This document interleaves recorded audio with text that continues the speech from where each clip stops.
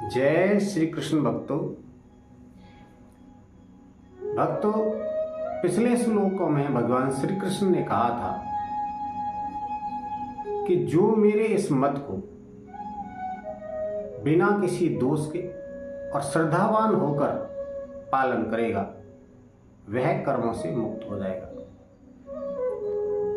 फिर उन्होंने ये भी कहा था कि जो मेरे इस मत में दोष दृष्टि रखेगा और इसे श्रद्धापूर्वक पालन नहीं करेगा वह तो मूर्ख है और वह ये समझो कि नष्ट हुआ पड़ा है। यानी हमारा कल्याण मत को पालन करने में है। अगले श्लोक में वो कुछ कहते हैं, सदृशं चेष्टते स्वस्य प्रकृतेर्ज्ञानवानपि प्रकृतिं यान्ति भूतानि निग्रह किं करिष्यति। सदृशं चेष्टते स्वस्यः प्रकृतेर्ज्ञानवानपि प्रकृतिं यान्ति भूतानि निग्रह किं करिष्यति। प्रकृतिं यान्ति भूतानि, समस्त प्राणी अपनी प्रकृति को ही प्राप्त होते हैं, मतलब अपने स्वभाव के परवश हुए कर्म करते हैं। स्वभाव क्या है कि जो प्रकृति है इसको त्रिगुणात्मक कहा गया है। 3 गुण इसमें माने गए हैं, रजोगुण, सतोगुण और तमोगुण। अब जो प्राणी है, प्राणी जगत है, इसमें से हर जीव किसी न किसी गुण से भावित है और वो जिस गुण से भावित है उसी के वश हुआ वो कर्म करता है, ऐसा श्री कृष्ण कहते हैं। फिर आगे कहते हैं, सदृशं चेष्टते स्वस्यः प्रकृतिर्ज्ञानवानपि, ज्ञानवान भी अपनी प्रकृति के अनुसार ही कार्य करता है। जैसे और जीव, समस्त जीव जगत की हम जब बात कर रहे हैं तो उसमें ज्ञानवान भी आ जाते हैं और जो ज्ञानी पुरुष होते हैं वो भी अपनी प्रकृति के अनुसार यानी जिस गुण से वो भावित हो रहे हैं उसी से प्रेरित होकर, उसी से के वश में होकर वो कार्य करते हैं। निग्रह किम करिष्यति, तो इसमें फिर किसी का हट क्या करेगा। श्री कृष्ण बस एक ही बात यहां कहना चाह रहे हैं कि समस्त जीव जगत प्रकृति के गुणों के अधीन होकर ही कार्य कर रहा है। प्रकृति से बाहर कुछ नहीं है।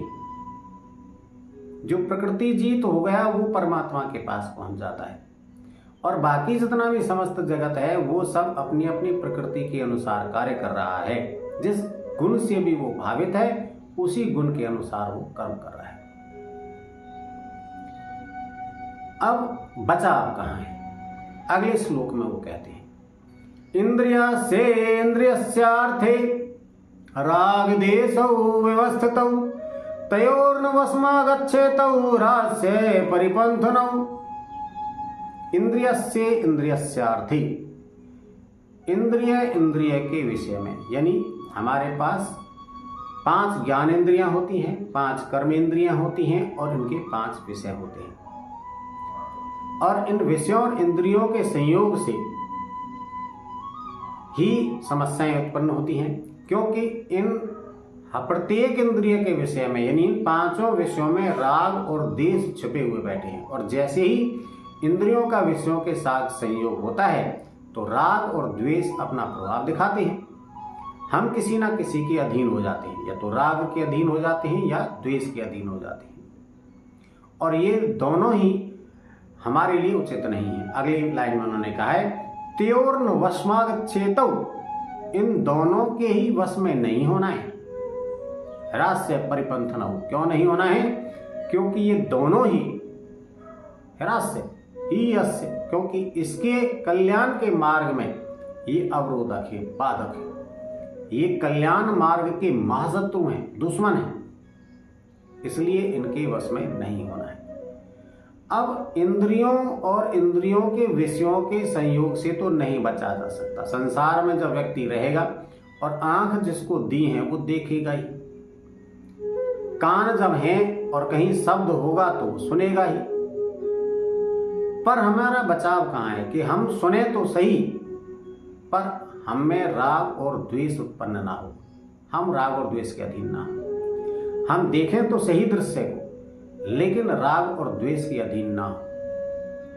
तो यहां ही बचाव है। अगर हम इसके अधीन होते हैं तो ये दोनों कल्याण मार्ग के अवरोधक हैं और हम आत्म कल्याण को प्राप्त नहीं कर सकते। और अगर हम इसके अधीन नहीं होते हैं, हम इनसे अपना बचाव कर जाते हैं, तो हमारा कल्याण निश्चित है, हम आत्म कल्याण को प्राप्त कर पा सकते हैं। तो श्री कृष्ण यही कह रहे हैं कि हमें संसार में रहना तो है, हम अपने अपने गुणों के अधीन होकर कर्म भी करते हैं और कर्म करते हुए जीवन को आगे बढ़ाते रहते हैं। अब हमारा बचाव एक ही जगह है कि हम समस्त कर्मों को करते रहें जो नियत नित्य कर्म है हमारे, और जो भी इंद्रियों और विषयों का संयोग होता है उससे हम राग और द्वेष से मुक्त रहें, हम में राग और द्वेष का समावेश ना हो, इसके प्रभाव में हम नहीं आए, इन दोनों को हम त्याग दें, इसी में हमारा कल्याण है। तो हमें इन दोनों को त्यागते हुए आगे बढ़ना है और अपने कल्याण को प्राप्त करना है। जय श्री कृष्ण।